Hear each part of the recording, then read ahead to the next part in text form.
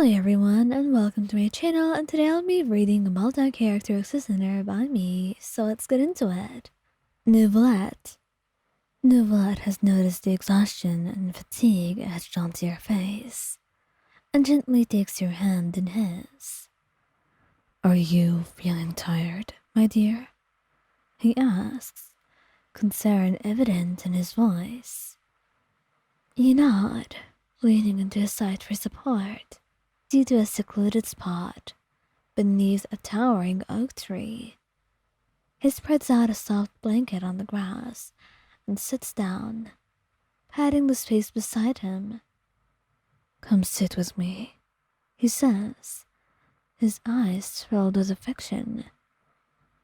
And you settle down beside him, feeling the warmth of his body against yours, and as you lean back against the tree trunk, you can't help but admire the beauty of the surrounding landscape.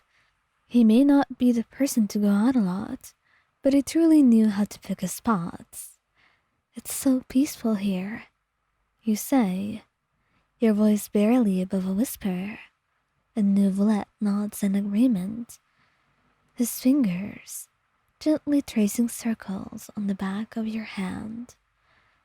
Yes, it is the perfect place to unwind and forget about our troubles, if only for a moment. You close your eyes, enjoying the sensation of his touch as it soothes away your worries, and without thinking much about it, you find yourself shifting closer to him until you rest your head on his lap. There's not much thought into the action, but it's still a little bit special, because right then, Neuvillette's breath catches in his throat, his eyes widening in surprise. Are you sure you're comfortable like this? He asks, his voice tinged with uncertainty. Perhaps he was asking this question just to make sure this was alright between the two of you, as he was not really someone for PDA, and he was a little bit anxious about some things as well. After all of this was new to him, so you do actually understand where he's coming from. And you find yourself smiling up at him, feeling a sense of contentment wash over you. I am more than comfortable, Neuvillette. As long as I'm with you, I feel at peace. And that's all he really needed to hear. Lyney. You and Lyney had gone on a hike, and it was fun at first, until you learned that maybe this was not actually something that you are very experienced with. You did not walk for such a long time before, and you were not made for that kind of exercise. And Lyney had noticed, and his expression softened as he smiled at you softly. Love, are you tired? He asks, his voice filled with concern. And you nodded, leaning against his side for support. Yeah, I think I just need to rest for a little bit. And he nods, smiling softly as he just sits down, and all he does is just spread out a blanket and pat the space near him, looking at you. Come on, you can sit, he says, and you find yourself smiling, nodding as you sit next to him. Thank you, Lyney. I know that you wanted to go there before sundown. Hopefully we'll make it. Hey, even if we don't, it's fine. I just want to make sure you're okay. That's all that really matters to me, he says, and you nod, smiling. You knew just how kind he was, and how he was so wonderful to you all the time.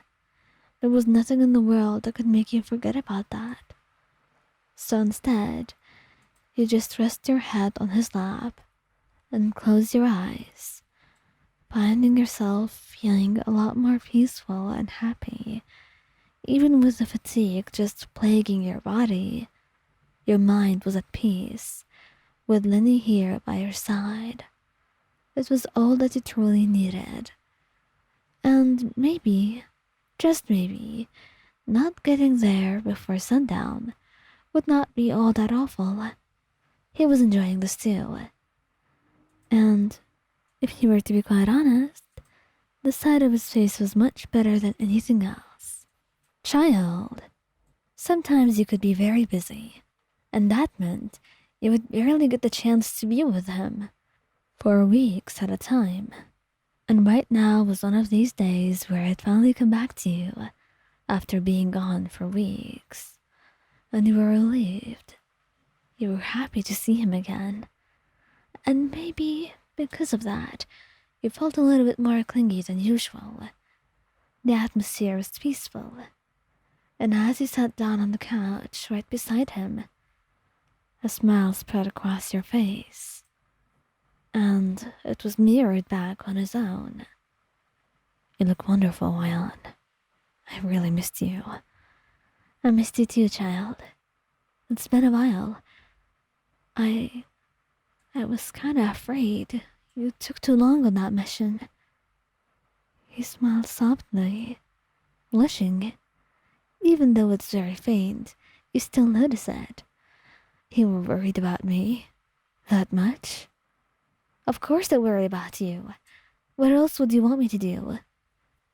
I wouldn't want you to worry, but I appreciate it. I'll do my best so I won't have to worry next time. But for now, I just want to be here with you. I missed you so much. And I missed you even more, child. You say, and you find yourself laying your head on his lap.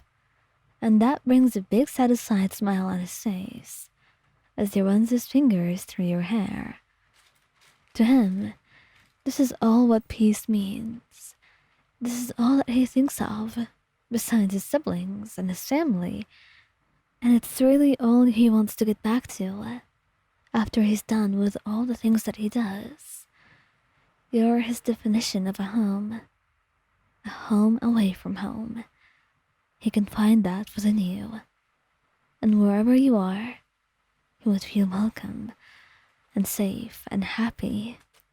And right now, as you settle within his lap, a relaxed expression on your face, nothing could combat that happiness within him, not even in a million years.